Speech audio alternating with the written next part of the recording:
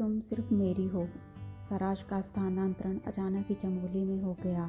यहाँ आकर उसे नया अनुभव हो रहा था। एक तो पहाड़ी इलाका, उस पर जान पहचान का कोई भी नहीं था।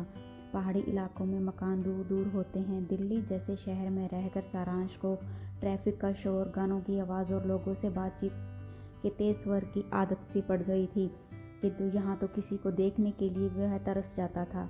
जिस किराए के मकान में वह रह रहा था वह 2 मंजिला था।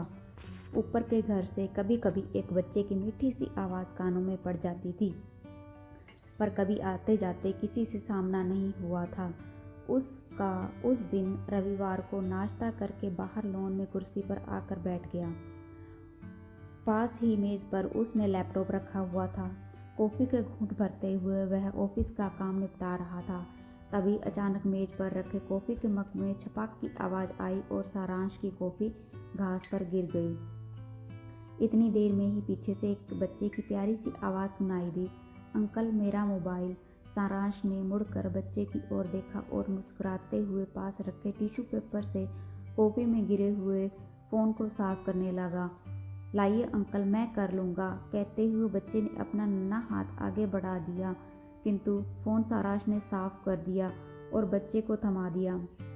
बच्चा जल्दी से फ़ोन को ऑन करने लगा, लेकिन कई बार कोशिश करने के बाद भी वह ऑन नहीं हुआ।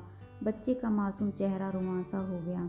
उसकी उदासी दूर करने के लिए सारांश बोला, अरे वाह, तुम्हारा फ़ोन तो छलांग मारकर मेरी कॉफ़ी में कूद गया था। अभी स्विमिंग पूल से निकला है, थोड़ा आराम करने दो, फिर ऑन करके देख लेना। चलो थोड़ी देर मेरे पास बैठो, नाम बताओ अपना। अंकल मेरा नाम प्रियांश है। पास रखी दूसरी कुर्सी पर बैठता हुआ वह बोला, पर यह मोबाइल ऑन क्यों नहीं हो रहा? खराब हो गया है क्या? चिंतित होकर वह सारांश की ओर देखने लगा। शायद, पर कोई बात नहीं, मैं तुम्हारे पापा से कह दूंगा कि इसमें तुम्हारी कोई गलती नहीं, अपने आप छूट गया था ना वो फ़ोन तुम्हारे हाथ से। हाँ अंकल, मैं हाथ में फ़ोन पकड़कर ऊपर से आपको देख रहा था, भोलेपन से उसने कहा। तो फिर पापा ज़रूर नया फ़ोन दिला देंगे तुम्हें। हाँ, एक बात और, तुम इतने प्यारे हो कि मैं तुम्हें चुनमुन नाम से बुलाऊंगा, ठीक है? सारांश ने स्नेह से प्रियांश की ओर देखते हुए कहा। बुला लेना चुनमुन कहकर, मम्मी भी कभी कभी मुनमुन कहकर कह देती है मुझे, पर मेरे पापा तो बहुत दूर रहते हैं, मुझसे कभी मिलने भी नहीं आते।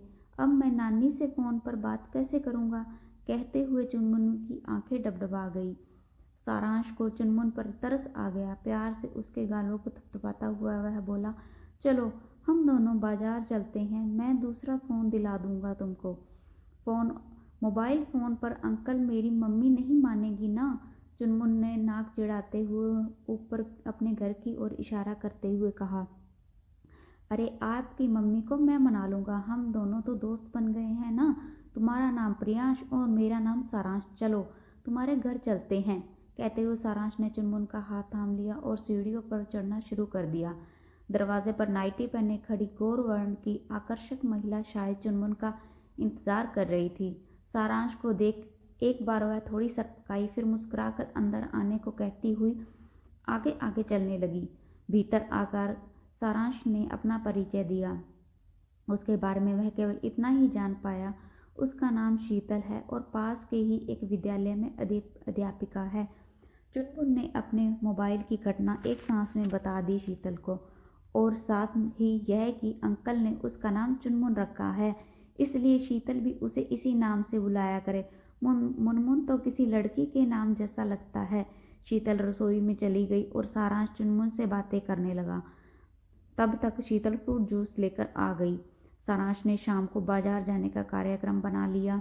शीतल को भी बाजार में कुछ काम था। पहले तो वह साथ जाने में थोड़ी झिझक रही थी, पर सारांश के आग्रह को वह टाल न सकी। तीनों शाम को सारांश की कार में बाजार गए और रात को बाहर से ही खाना खाकर घर लौटे। बाजार में चुनमुन सारांश की उंगली पकड़े ही रहा। सारांश भी कई दिनों से अकेलेपन से जूझ रहा था, इसलिए उसे उन दोनों का साथ एक अपनत्व का एहसास हो रहा था। शीतल के चेहरे पर आई चमक को सारांश साफ साफ देख पा रहा था। वह खुश था कि वह पड़ोसी एक दूसरे के साथ किस तरह एक परिवार की तरह मिलजुल कर रहें। उस दिन के बाद चुनमुन अक्सर सारांश के पास आ जाया करता था। सारांश भी कभी कभी उनके घर आकर बैठ जाता था। सारांश को शीतल ने बताया कि उसके माता पिता हिमाचल प्रदेश में रहते हैं। वह ससुराल पक्ष के विषय में उसने कभी कुछ नहीं बताया। सारांश भी अक्सर उनको अपने माता पिता व छोटी बहन सुरभि के विषय में बताता रहता था। पिता दिल्ली में एक व्यापारी थे, जबकि छोटी बहन 1 साल से मिस्र में अपने पति के साथ रह रही थी। उस दिन सारांश ऑफिस से बाहर आए हुए कुछ व्यक्तियों के साथ व्यस्त था। एक महत्वपूर्ण बैठक चल रही थी। उसके फोन पर बार बार चुनमुन का फोन आ रहा था। सारांश ने 3-4 बार फोन काट दिया, पर चुनमुन लगातार फोन किए जा रहा था। बैठक के बीच में ही बाहर जाकर सारांश ने उससे बात की। चुनमुन को तेज बुखार था। शीतल ने डॉक्टर को दिखाकर दवाई दिलवा दी थी और लगातार उसके पास ही बैठी थी, पर चुनमुन तो जैसे सारांश को ही अपनी पीड़ा बताना चाहता था। सारांश के दुलार से मिला अपनापन वह अपने नन्हे से मन में थाम कर रखना चाहता था। सारांश ने बैठक में जाकर सबसे क्षमा मांगी और अपने स्थान पर किसी दूसरे व्यक्ति को बिठाकर ऑफिस से सीधा चुनमुन के पास आ गया। उसे देखते ही चुनमुन खिल उठा। शीतल के मन ही मन राहत महसूस कर रही थी। चुनमुन ने सारांश को अपने घर कपड़े बदलने भी तभी जाने दिया जब उसने रात को चुनमुन के घर ठहरने का वादा किया। शीतल के आग्रह पर सारांश रात का खाना उन्हीं के साथ ही खाने को तैयार हो गया। तेज बुखार के कारण चुनमुन की नींद बार बार खुल रही थी, इसलिए शीतल और सारांश उसके पास ही बैठे थे। अपनेपन की एक डोर दोनों को बांध रही थी। अपने जीवन के पिछले दिन दोनों एक दूसरे के साथ साझा कर रहे थे। सारांश का जीवन तो कामोबेश बेश सामान्य ही बीता था, पर शीतल एक भयंकर तूफान से गुजर चुकी थी। कुछ वर्षों पहले वह अपनी दादी के घर हिमाचल के सुदूर गांव में गई थी। उनका गांव मैक्लोडगंज के पास पड़ता था, जहां अक्सर सैलानी आते जाते रहते थे। एक रात वह ठंडी हवा का आनंद लेती हुई कच्ची सड़क पर मस्ती से चली जा रही थी। अचानक एक कार उसके पास आकर पीछे से किसी ने उसका मुंह दबोच लिया। उसे स्त्री जन्म लेने की सजा मिल गई। अंधेरे में वह उस दानव का चेहरा भी न देख पाई और वह तो अपने पुरुषत्व का दम भरते हुए चलता बना। उसे तो पता भी नहीं चला कि एक नन्हा अंकुर वही छोड़कर जा रहा है। शीतल का नन्हा चुनमुन। माता पिता ने शीतल पर चुनमुन को अनाथ आश्रम में छोड़कर विवाह करने का दबाव बनाया, पर वह नहीं मानी। लोग तरह तरह की बातें करके उसके माता पिता को तंग न करें, इसलिए उसने घर से दूर आकर रहने का निर्णय लिया। चुनमुन उसके लिए अपनी जान से बढ़कर था। चुनमुन का बुखार कम हुआ तो दोनों थोड़ी देर आराम करने के लिए लेट गए। सारांश की आंखों से नींद कोसों दूर थी। वह रह रहकर शीतल के बारे में सोच रहा था। कितनी दर्द भरी जिंदगी जी रही हो तुम, जैसे कोई फिल्म की कहानी हो। इतनी पीड़ा सहन कर भी चुनमुन का पालन पोषण ऐसा कि यह बाग का खिला हुआ फूल लगता है, टूट कर मुरझाया नहीं। जो पुरुष के इतने विभत्स रूप को देखने के बाद भी तुम मुझसे अपना दर्द बांट पाई। तुम शायद यह जानती हो कि हर पुरुष बलात्कारी नहीं होता। तुम्हारे इस विश्वास के लिए मैं तुम्हारा जितना सम्मान करूं वह कम है। स्वयं जीवन की नकारात्मकता में जी रही हो और दूसरों को सकारात्मक ऊर्जा दे रही हो। तुम कितनी अच्छी हो शीतल। शीतल को मन ही मन इस तरह सराहते हुए सारांश उसका सबसे बड़ा प्रशंसक बन चुका था। 2-3 दिनों से चुनमुन का बुखार कम होना शुरू हो गया। ऑफिस के अलावा सारांश अपना सारा समय आजकल चुनमुन के साथ ही बिता रहा था। शीतल ने स्कूल से छुट्टियां ली हुई थी, इसलिए बाहर से सामान आदि लाने का काम भी सारांश ही कर दिया करता था। उसका सहारा शीतल के लिए एक परिपक्व वृक्ष के समान था। फूलों से लदी बेल सी वह उसके बिना अधूरा अनुभव करने लगी थी। स्वयं को स्त्री एक लता ही तो है जो पुरुष का आश्रय पाकर और भी खिलती है तथा निस्वार्थ होकर सबके लिए फलना फूलना चाहती है। चुनमुन का बुखार उतरा तो काम वाली बाई बीमार पड़ गई। दोनों घरों का काम लक्ष्मी ही देखती थी।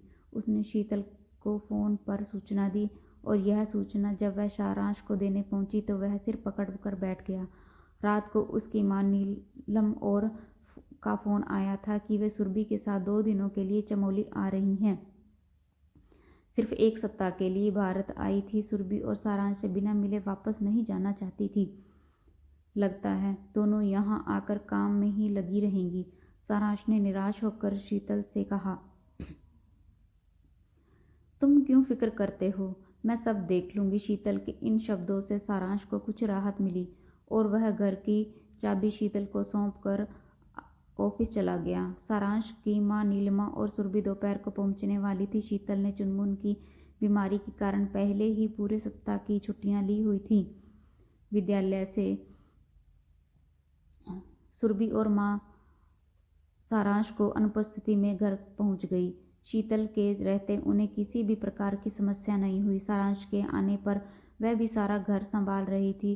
चुनमुन भी सारांश की माँ से बहुत जल्दी घुल मिल गया।